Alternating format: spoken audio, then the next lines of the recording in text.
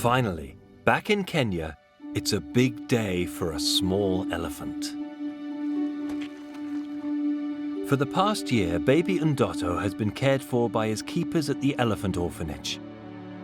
But if he's going to survive back in a wild herd, he's going to have to learn how to live with other elephants.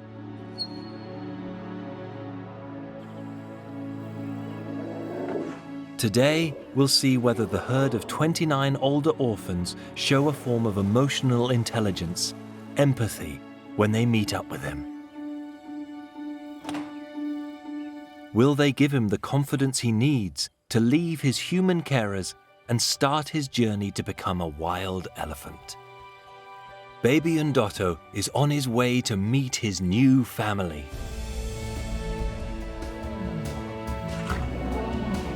Everywhere you look, there's just elephants walking through the bush. Giles Clark is back with them. Ndotto's always preferred to spend his time with people. But Keeper Edwin's convinced all that can change. Do we think that the other elephants are really going to be able to teach Ndotto what's needed? Yeah, they are out. They will be able to teach him what is needed because they know he's an orphan as well like them. The time has come. The orphans have arrived. For the plan to work, Ndotto will have to be brave enough to move away from his keepers and towards the herd. This is his big chance.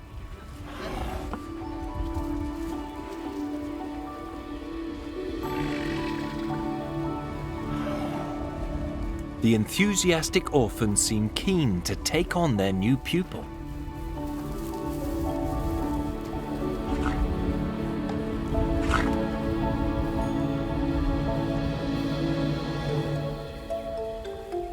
Unfortunately, Ndotto doesn't want to join in. He keeps running off. Things aren't going to plan.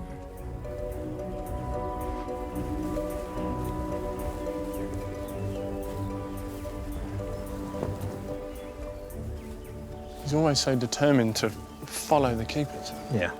Edwin and the team are desperate to see Ndotto have the physical contact that the other orphans have with each other.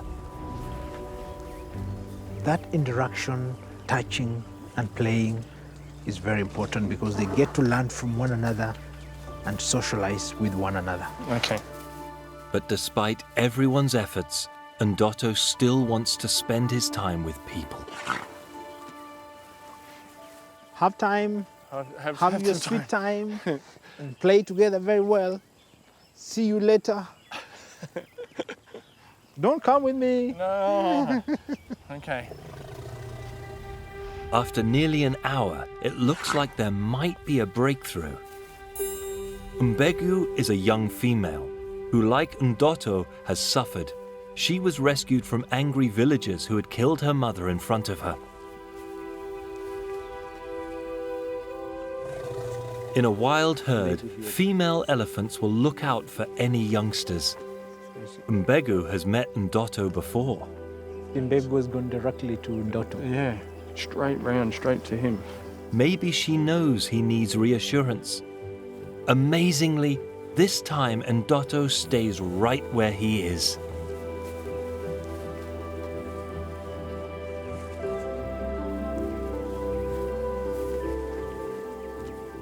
Mbegu tries to see the trunk, the rest of the body, touching on Ndotto, just to reassure, just to reconfirm that all is okay. You can see Ndotto really leaning his head up against her back leg. You know, like sometimes when a human child is with the mother, the baby or the human child will want to touch on somewhere on the mother's body. So like that's what Ndotto is doing.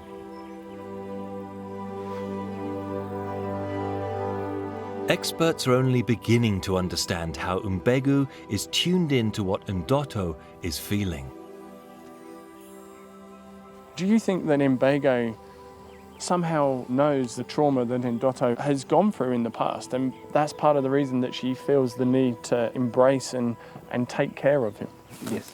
They will tend to remember everything that happened in their lives, And that's why Mbegu still knows or remembers what happened to her and her mother. And that's why she extends the love to the other orphans who come in, because she knows what they've gone through. Mbegu is showing a level of empathy scientists used to believe only humans were capable of.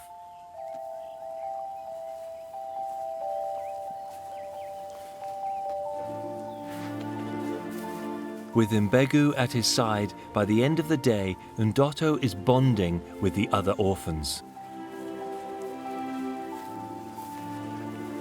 And he's learning to copy the way she pulls up the tastiest grass roots.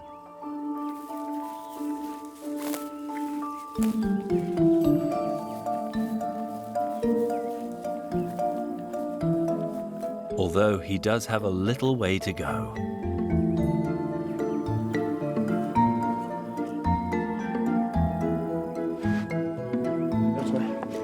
But Ndotto certainly hasn't lost his love of people. He's making good progress, with Mbegu watching his every move. It's okay. It's okay. It's time to say goodbye to this determined little orphan. It seems that Mbegu can also sense that human emotions are running high. Okay. She gives Giles that all-important sign that she trusts him.